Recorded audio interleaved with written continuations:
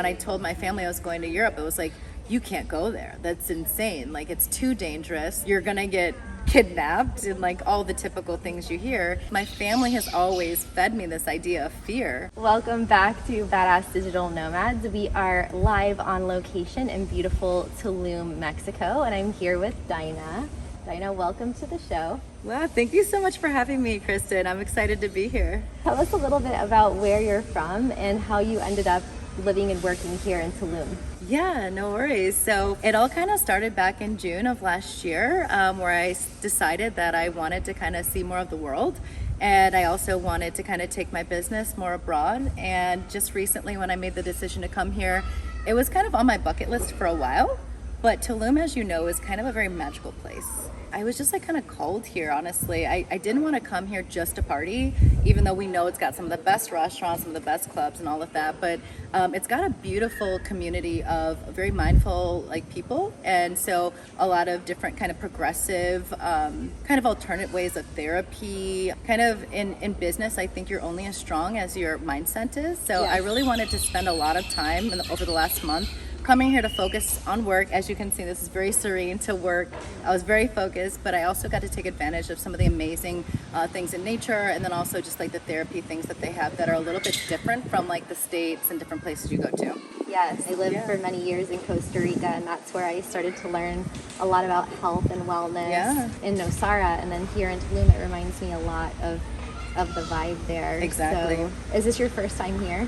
It's my first time coming on my own with like this intention. Okay. Before I did come here for a birthday party and we just went wild, went crazy. And I got to see that side, which I thought was insanely awesome here. I mean, the food, the vibes, I almost kind of think of the vibe here as far as like the clubs and the restaurants as like this surreal experience. Yeah. It's like you could go down the main strip and see like into these little places that look like a dream reality. It's like just so beautiful and so kind of euphoric. I really love it, but this time around I actually haven't even like really partied too much. It's been a whole different experience. It is so surreal. I went to dinner with some friends and we ate at this Greek restaurant one night and then we went to Bacano another night and I was like, where am I? It feels kind of like a mix of Vegas with Orlando with Burning Man or something. Yes, exactly. It is kind of that mashup, you're right. Yeah. But I also came here to work and to focus. Yeah. And so what line of business are you in and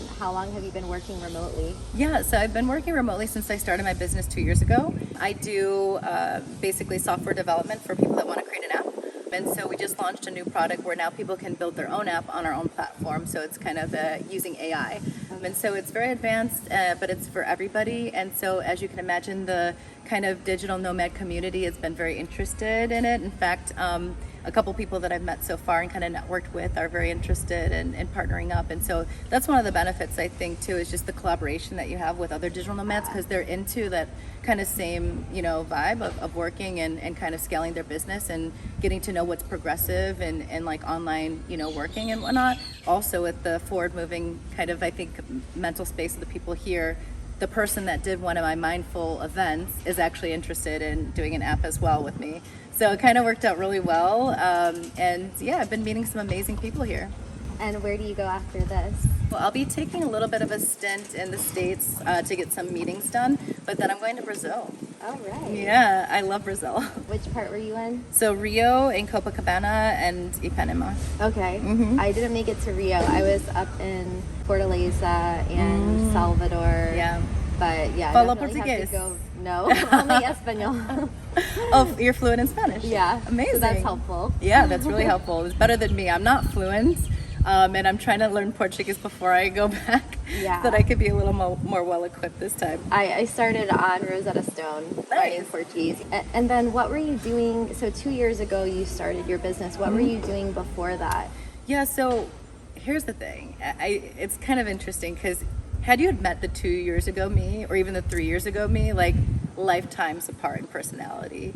When I was in corporate, which was like just probably 4 years ago, it took me a lot to even get into the mental like space to think I could even live a life like this. And what I mean by that is I used to be in a corporate desk job thinking, oh my God, like I can't imagine living a life that's remote. And oh my God, what if I could travel wherever I wanted to?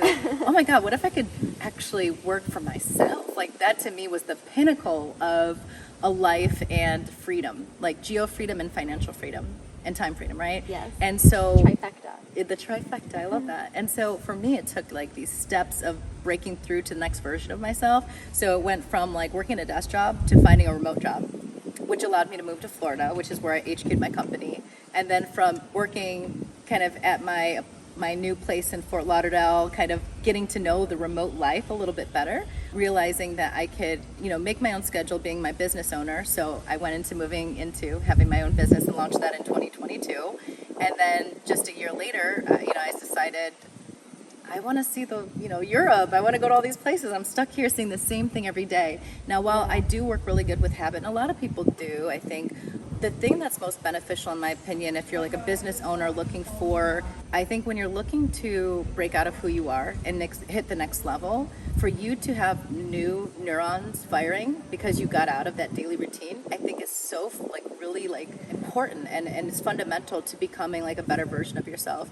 And so when I finally did it, I realized all these new ideas were coming to me that were just stuck before, and I couldn't really, without changing my environment. Alex Hermosi or someone else says, I literally get away when I need to problem solve. I literally change my whole environment, and that's when the ideas will come to me. And for me, that's what happened. I just had a lot of solutions to problems that I was facing for a long time within my business, that just going to a new location, new routines, new people helped me solve. Yeah, that's a great point, because I've been in this lifestyle for so many years that when I started creating content, I was also creating content about helping other people create content, and I wrote an article about why you can't really have writer's block or business block when you're traveling, because the ideas, there's almost too many of them coming to you, and it's like overstimulation. But what I found is that there is this balance between, traveling too much and not enough, and it's easy to get stuck in the hamster wheel of wherever you're living, whether it's New York or Miami or anywhere. But then when you're moving around too much, it's hard to get in that routine. Agreed. So how do you find the balance, the sweet spot between how often you're changing locations? That's actually a really great question, because I thought I had figured that out in the beginning, and then I kind of found out what my sweet spot is, and it might differ for everybody. But I think it takes a week or two when you're doing time zone change. Yeah. And then it also takes a week or two to kind of really acclimate to the new environment. So I always say at least 4 to 6 weeks each location, because you need those couple of weeks to also prepare for the relocation and to plan.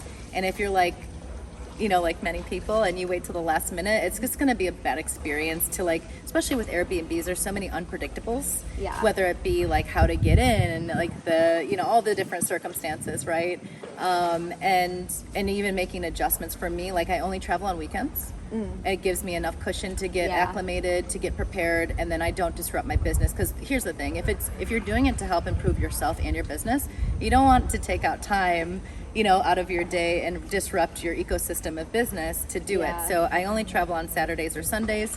I feel because I don't travel so often, it's 1 to 2 months at a time, and the way that I like to do it is I budget out so that my costs are as much or lower than they would have been back at home. And are you keeping an apartment in Florida still, or anywhere? No, I gave up my apartment back in 2023, so last year around this time I gave it up, and I've been nomading since. I have a property in another state, so that makes it kind of easy for me to go have a home base if I need to, but I don't really, I have people, my family lives there, so it'd be hard for me to, And what do you find that your average cost of living is in this lifestyle?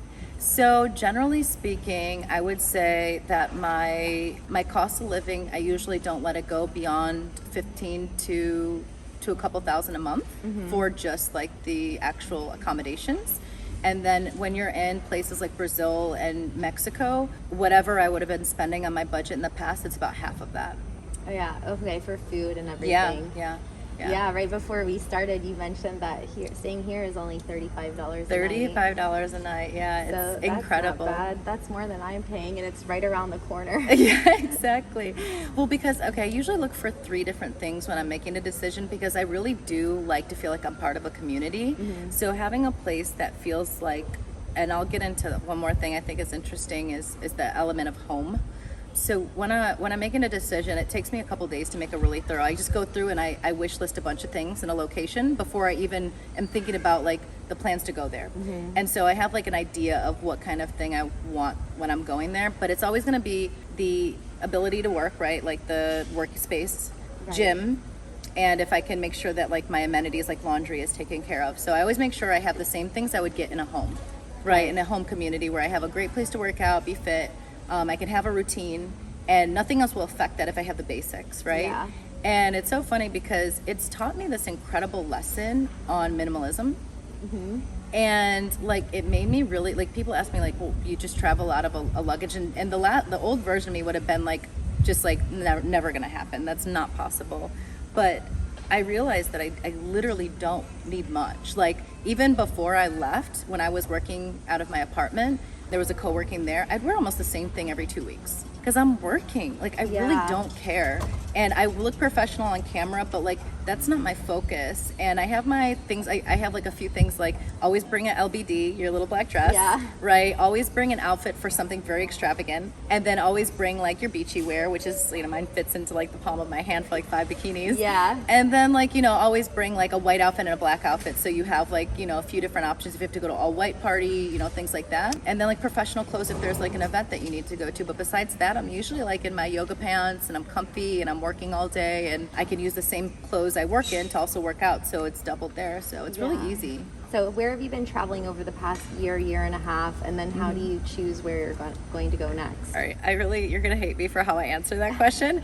Okay, so back in the summer when I finally decided to kind of go on this excursion in life, and the idea didn't even hit me until somebody said something. So here's what happened. I was actually supposed to do it with my boyfriend at the time, and we were going to do Europe for the whole summer together. And we had literally, like, I sold my car, like I made a lot of moves to make it happen. And finally we're at the point to finally pull the trigger, and some things happened. I finally decided this isn't something we're going to do together, and we broke up. And my stylist was like talking to me because they're really your therapist, and I'm like, well, look at like I can't go to Europe now. And she's like, why not? And I'm like, because I can't go alone, that's crazy, you're gonna get abducted. Right? I had that old school mentality because my family has always fed me this idea of fear. So it really was an evolution of my personality and like really becoming this like more courageous person. That's why I love it so much, because it really has given me so much empowerment and strength. So I finally, like, I'm crying, I broke up with my boyfriend, and I'm unpacking my bags, and I see a Paris mug. In your stuff? In my stuff, I take out my Paris coffee mug, and I'm like, I'm going to Paris. So I literally, I made the decision right then and there. I'm like, that's what I want to do. And so I was like, I don't know what's going to come after that, but I know that I will spend at least a month in Paris and be the happiest person alive. Because what I said to myself, like going up to that point, because I'd been in Europe, I'd been to a lot of places like on vacation, but I promised myself I wouldn't go to Paris until I was married. Oh. Because I thought like to myself, like, well, I want the memories to be permanent with that person I share Paris with, because it's such a near and dear place to me. And I said, oh, this is so corny, like, don't judge me. Okay. I said, I am going to bring the love of my life. I'm going to bring myself. Oh, well, so yeah. I love this. Maybe it does sound corny, but like you've got to love yourself, because you're with yourself 24/7. And we ignore ourselves sometimes. We're always looking into the external of like what's on your to-do list, or what does this person need or that person need. And so always some people can say this lifestyle can be selfish, which I guess it could, but so can any other kind of lifestyle. Literally, but at the same time, put your oxygen mask on first, take care of yourself. 100%. I literally use that analogy all the time, because at the end of the day, like, I think that the person you end up becoming is the person that you're going to ultimately attract the rest of your life around. And that's the next 20 years, the next decade, whatever it is. So I want to be like the best version when it comes to meeting my significant other, when it comes to raising a family. Like, I want to literally be the best version possible. So all these enriching experiences, all these humbling experiences, all this empowering of myself, it's really helping me kind of break through to a new version that I want to imprint into somebody else. And I would love to like share that personality. But looking back at who I was, I'm not ashamed, but I also see all the growth. Right. And I'm so proud of the things that have happened to allow me to be where I am. There's that quote that if you're not embarrassed by who you were 6 months ago, you're not growing enough. I love that. I'm constantly embarrassed, so that's good. So how was Paris once you got there? What was that experience like as a solo female traveler, and how long did it take you to feel like you were in a comfort zone there? Yeah, so because it was my first official solo travel, I had done a lot of research on like how to be safe as a female traveler. And so I do have some things that I think helped me out a lot. For me, it was really being intuitive of the surroundings, because even though I was in Paris, like with it being Paris, right, it still has a little bit of a dark side that you need to make sure you're always aware of. So like, for example, I went on a jog by myself, and literally right in front of the Eiffel Tower, a guy starts following me. And I literally like stop and tie my shoe, go the other way, he follows me the other way. So like, you know, and I realized that like when people see a woman by herself, it's gonna attract, you know, more attention, because they think you're just unobservant and you're an easy target. So I literally, like, what I did was I started tying my shoe, I got on my phone, and I started walking next to a guy that was going in the opposite direction again, and he stopped. One of the things I would say is there's probably like a few tips I can give right now that I think is important. I don't know if you've given these before, but like if I'm in an Uber and like or taxi and I feel like the guy's a little suspicious, I won't go directly into my door. I'll like walk around until he leaves, so he doesn't know exactly where I am. And that goes for anyone. If you like feel like someone's watching you, like go to your place. I always go someplace else until they're gone, because I just never want somebody to know exactly where I live, because then I'm an easy target, you know? And then, for example, like in Paris, there's a lot of underground places with no lights. There's like a new movement, I guess, with like lighting safe female areas. Oh, good. And Paris is not one of them. Like, you have to actually be in a dark area for the light to finally turn on. And there's a lot of places with that kind of automatic lighting. Okay. And so there was a lot of kind of scary situations, but I would just make sure, like, I always have friends that know my location. I'm always sharing it. If I ever feel like it's a dangerous, like, in and out area, I make sure I call someone before and call someone after, or text them before and text them after. Just, you need somebody to keep a little bit of some tabs, you know, and I think it's important to always have somebody in the loop of, you know, some areas that might be precarious that you're going to, or even a place you might be staying at. But I say always follow your intuition.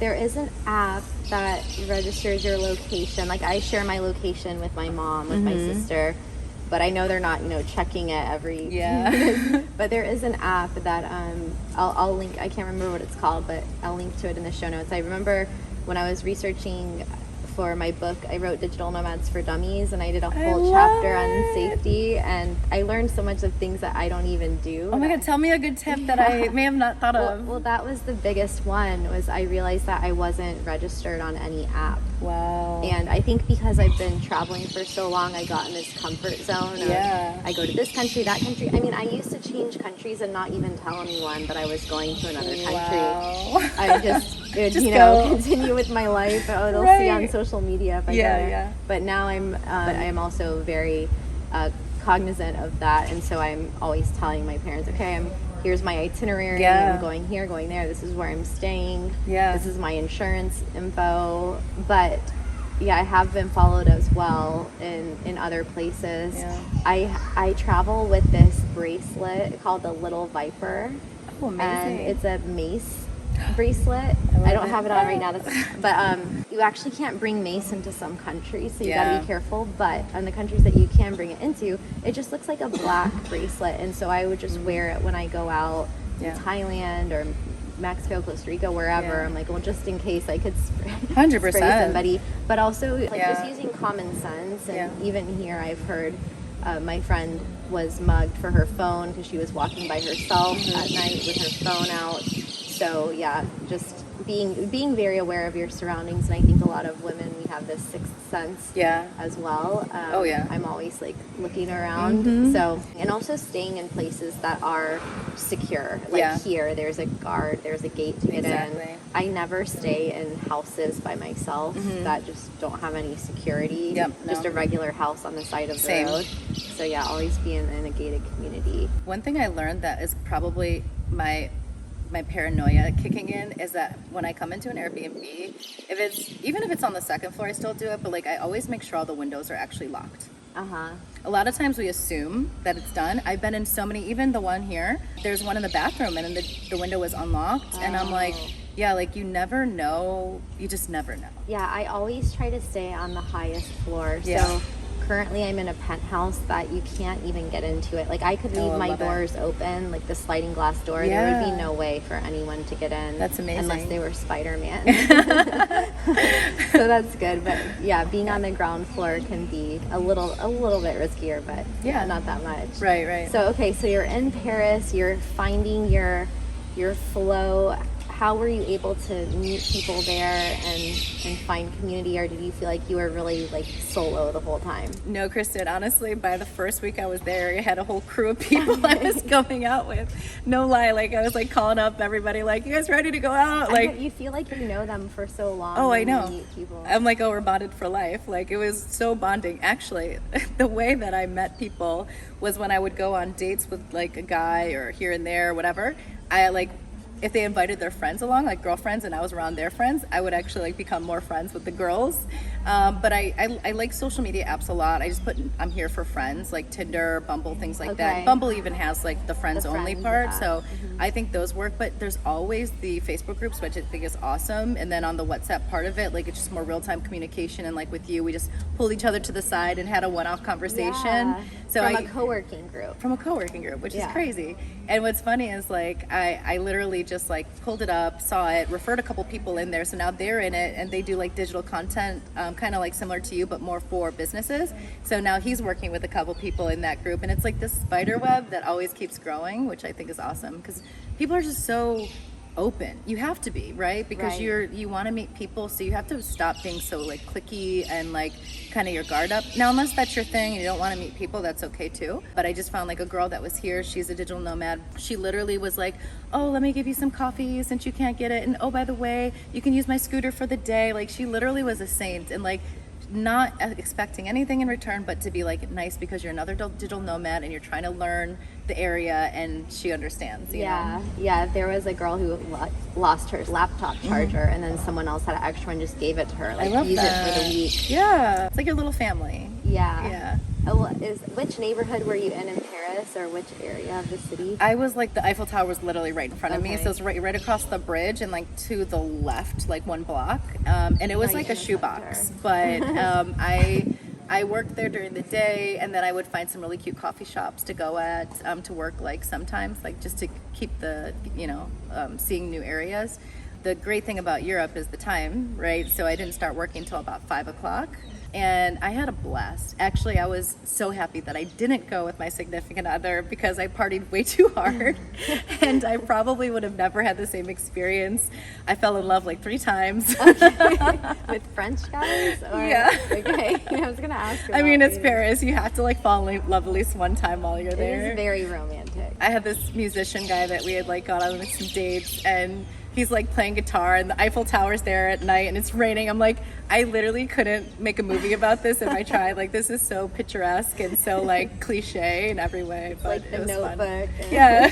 Other things. So when the month was up, I see this happen a lot. People are like, okay, I'm going to travel for 1 month, or I'm going to go nomadic for 3 months, or I'm going to move to this country for 6 months. But then it always turns into double, triple, 10 years later, you're still doing this. So what was your mindset at the end of that time? And then, where did you go next? Were you like, okay, I'm ready to go back to normal life, or? I got the bug. I got the bug bad, and I knew it because I was like, there's no way I'm going home. I was like Wolf of Wall Street. I was like, I'm not leaving. Like, I'm just like, there's no way I can leave because I have so much to do here in Europe now. Like, it was like I had a calling. And so from Paris, I went to Saint-Tropez. Because that's where everybody goes, right? It was literally August. Summer in Saint-Tropez. Literally, because I didn't really know that like Paris becomes like a ghost town in that, August or whatever. Or I think it was August. So like, okay, I guess I'm going to go where the people are going. So like, I met like 3 other people down there that I'd made friends with in Paris. And I had a little crew out there too, and I stayed in this place that was just absolutely stunning. It was just so beautiful. But I would say out of that journey, one of my favorite things that I did was, it was very spontaneous. I saw an ad pop up for Yacht Week, which I'm like, I'm on this side of the world, c'est la vie, Yeah. So I'm like, okay, let's go ahead and do it. And so I bought the ticket for Yacht Week in Croatia. took a train after Saint-Tropez to get like, I don't know, it was like a 12-hour journey. And I finally arrived to Croatia right on time to like... So you went from Saint-Tropez to Croatia by train? By train. Well, by flight, one stint was flight and one part was train. It was like half and half because you couldn't really get there directly from train. Yeah, I flew in the last part of it, got into, I think it was... Split? Yes, Split. Okay. Yes, Split. And the next day I met my whole crew and had one of the most incredible experiences during Yacht Week. And it was like actually really affordable too. I love being very budget minded. And so like, I think for Yacht Week, it was $1,000 for like the full week. And you get your skipper, you get food, you get all that. So it's very, you know, cost effective for like an experience of a lifetime. You know, it was my first week off in like 2 years. Oh, wow. Yeah, that's beautiful. I went not on the Yacht Week, but we followed the Yacht Week boat. We did the whole tour, you know, all of the stops. Yeah. And it to this day was one of the most fun experiences ever. I did my birthday in Italy and then flew to Croatia for Yacht Week, and then we went on a road trip through the Balkans. And that's amazing. Well, I'm curious if there were any times during Paris or Yacht Week, or where did you go after that you felt down, or that you felt like you were questioning things, or sometimes there's these moments where you're pinching yourself, and then sometimes there's moments where you're like, what am I doing here? Totally. It's this like looming fear of being so physically distant from home, I think, because it's like if you're in the States, like you can like find a way to get home, and like it's almost like you can touch it. And with being like overseas or in another country, it feels like this little like thing in your ear being like, you know, like you're alone. And for me, being alone in general was a really hard issue personally, with alone time in the past, like just being able to be happy by myself. Like, and that was a stem of a lot of like personal development things that I had gone through.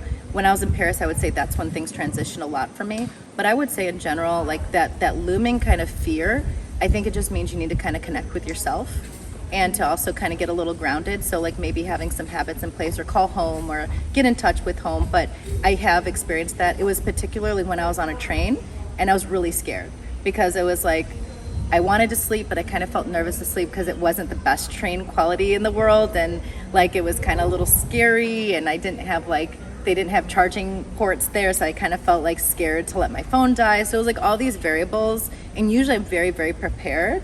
But after leaving Yacht Week, it was kind of like, because I went from Croatia to Istanbul. I would say that the moments have definitely happened, and that's part of the process. Mm-hmm. I feel like it's a little bit of you getting more comfortable with being by yourself and finding home in yourself, which I think is an act of self-love and is also an evolution in yourself. So I think it's definitely natural and normal, and it doesn't mean like you are different from anybody when you feel that feeling. I think that's part of the process for sure.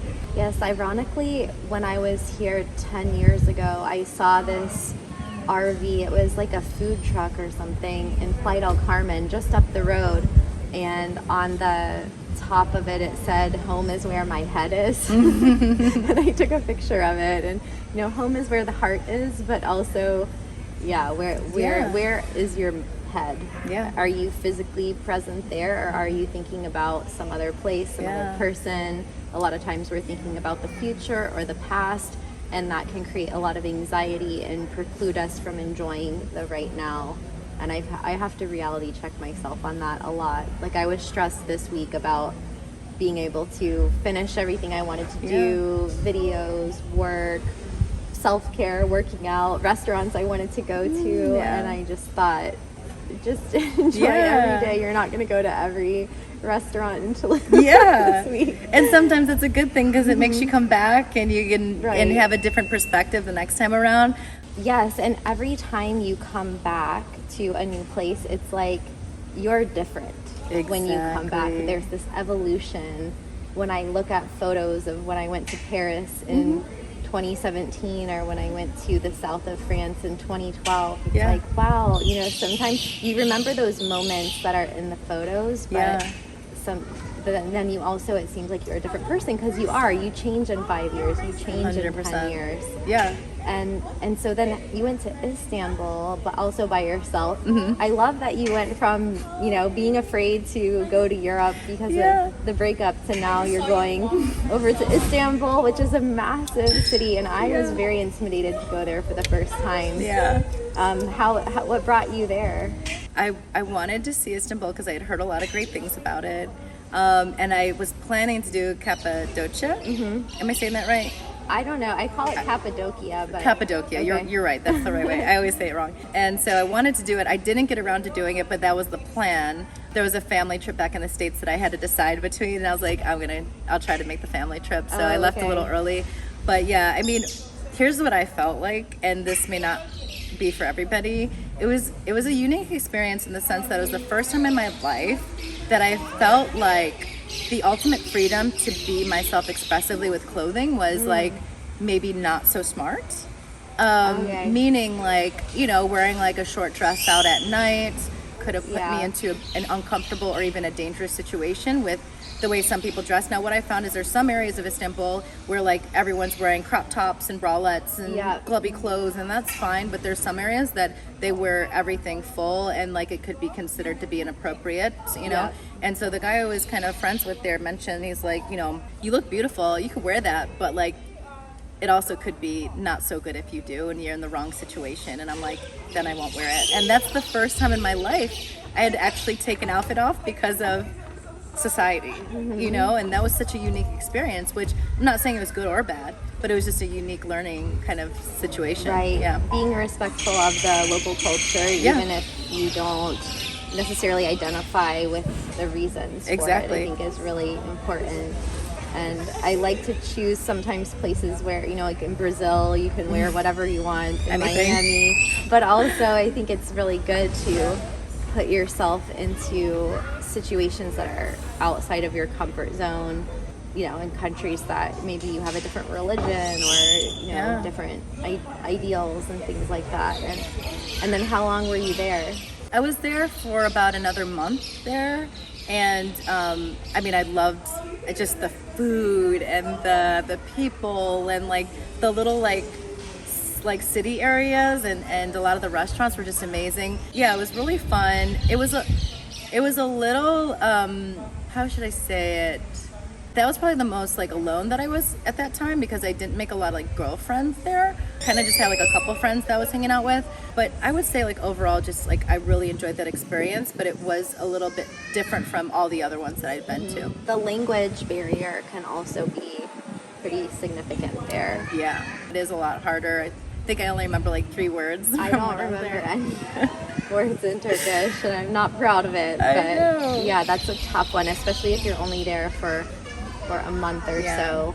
Yeah. And so what other places did you go to last year? I took a couple months to go back to the States, and then I left for Brazil in November. I spent 2 months there, and out of all the places, I would say it probably fits me best because it's a 2-hour ahead time zone where I don't have to start working until like noon. So I have so much of my daily routine that I can get and feel really strong in the early part of the day. And I'm working late anyway, so working till like 6 or 7 there was not a problem. The beach is so accessible, kind of like Playa del Carmen when you said like it's like really easy to live there.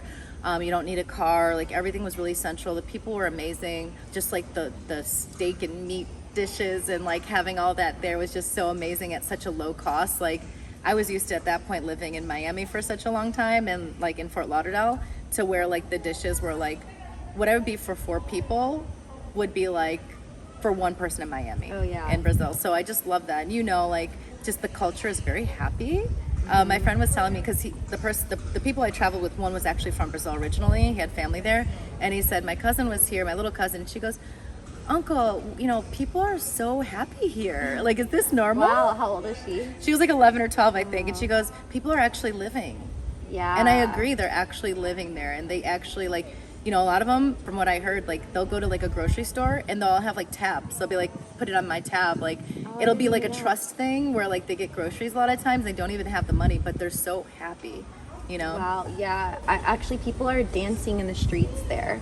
Yeah. And it's not an exaggeration. Exactly. Like the cookouts in the streets, and like the very first sunset I was there, they started clapping, and I was like, oh my God, I love this. This is awesome. It is weird that we think that we notice that.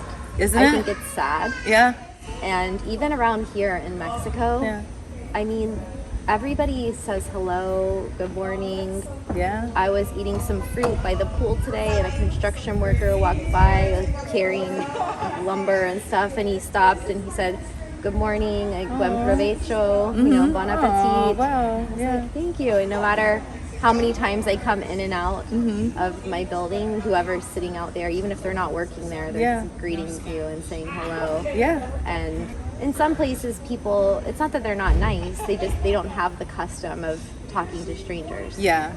And that goes back to like your routine. It's almost like you could literally, I know for me, that saying when like you drive home and you don't remember the journey home. Yeah. You're just, but that's like, people live their lives where year after year they do that. And before you know it, it's like, God, 5 years went by, what happened? Yes. And you're just literally on autopilot. And I love the way that it delineates your life a little bit more when you're doing these experiences, because I'll have like a month feel like a year sometimes. Yes. It's like extending your life. It literally is a hack, because I do think that when you're on autopilot, what that means is that you have no capacity to live in now. If I ask somebody that lives in autopilot, how do you feel right now? They wouldn't have a clue, because they're not tapped into now, they're tapped into tomorrow. They're tapped into what I have to do when I get home. And when you're a nomad, especially a female, and you're being more attuned to what's going on around you, you have to be in the present moment. And that's why I love that book, The Power of Now, because it really does like teach you when you can really settle into the moment. It's the most powerful feeling. There's a word that I can't remember the name of it, but it talks about like forest bathing. Like when you go in Japan. Yeah. I can't remember the term, but basically you go in the forest and you like literally awaken all your senses. And there's been all these studies that show like how much it lowers cholesterol or cortisol and all these things. And so I think the same thing usually applies to when you're able to really be in the moment in life. And I think being a nomad does teach you that, because you are kind of not in a fear state, but you are more attentive to the environment. And it's just no way you could be in that groove where you're not thinking about right now, you're thinking about the future. You know, it just puts you into a state of, I think, gratitude too, because I feel so grateful to live this life, because I know where I came from in the journey. And so I'm always in this really abundant mindset, being in this kind of like mode. So. And what do your friends and family think about your lifestyle? Do they comment anything to you or ask, when are you coming home or back to normal? Always. That's why I stopped telling anyone where I was going. I have my friends that know, but like my family, because there was a lot of, I think, imprinting of negative, like kind of like fear-based thoughts when it came to living a different lifestyle. Even starting a business, you know, I think I've always been the one to break the mold on things. So I think I'm a very big energy person, not to get too woo-woo, but I think that energy can contaminate your experience before you get to even have it. So like, you know, when I told my family I was going to Europe, it was like, you can't go there. That's insane. Like, it's too dangerous. Like, you're gonna get kidnapped and like all the typical things you hear. So it did put me in a precautious mode, but you know, I didn't want that affecting the rest of things. So I do get the calls like, when are you coming home? I do try to let them know like kind of an idea of it, but I usually like stop giving like travel plans in advance, because I just don't want that energy to affect my experience, you know? And so moving forward, how do you think you'll integrate the travel with the time spent back in the US? That's a good point, because the more I do this, the more I think I want to actually live abroad.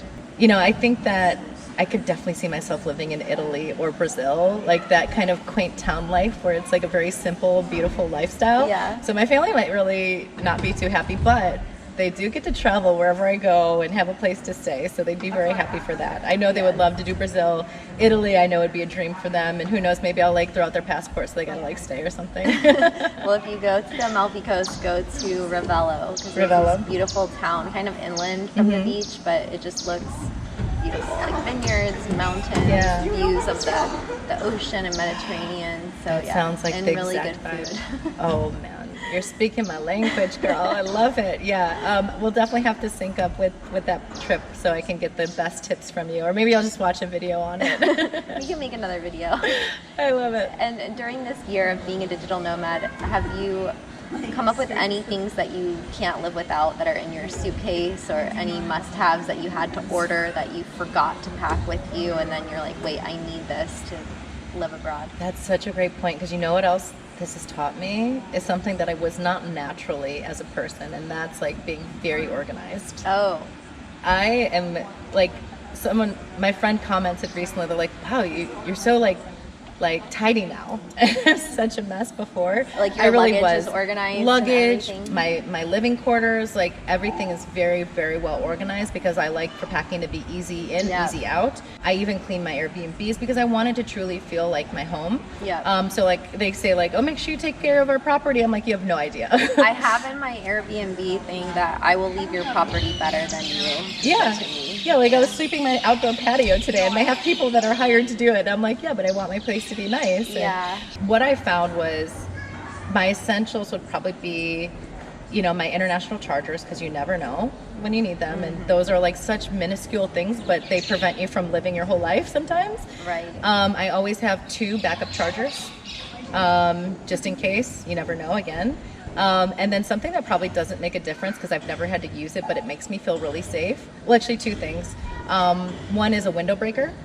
Oh. Yeah, so it's like, it goes on your keychain. Glass breaker. Yeah, glass breaker. You never know what it is. It actually does also cut your seatbelt too. So there's some multi-functional aspects of it.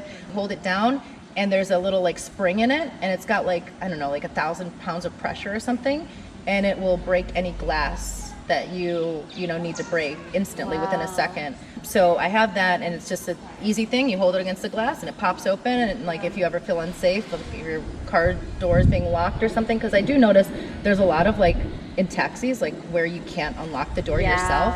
That doesn't make me feel good. Yeah. So I bought it for like $10 on Amazon, and that just gives me comfort when I'm like traveling in a new place. I always have it on me, and then I always have my AirTag. Yeah. I have a little bit of your AirTag for your luggage and stuff. Actually, for my passport. Oh, you have it on your passport case? Well, yeah. So I either put it in my case or put it in the bag where my passport always is, because I have a little secret pocket that I put my passport in, and I put the AirTag right in there. So that say something were to happen, I'm in a pinch, and like I really, really need my passport, and somebody steals it, I could like locate it. Oh, I love AirTags. They're so awesome. Yeah, they're so useful. Yeah. Well, thank you so much, Dinah. Do you have anything else that you want to share with us, or any last thoughts? I guess the last thought would be, for anyone watching that isn't a digital nomad and might think it's like out of their realm of possibility, like you have one life to live. And to me, like, eventually I'll have a family and maybe not be traveling so much and maybe not in a position to do this, but you got one shot at this amazing journey in life. Live your best life. And if you need travel tips, you absolutely know where to go. So yeah. Thank you so much. I agree. It's like, if you don't try, you'll never know. Exactly. Or if you don't go, you'll never know. Exactly. Yeah, 100%. Well, thank you so much for having me. I appreciate it. Safe travels to your next destination. Appreciate it. Bye.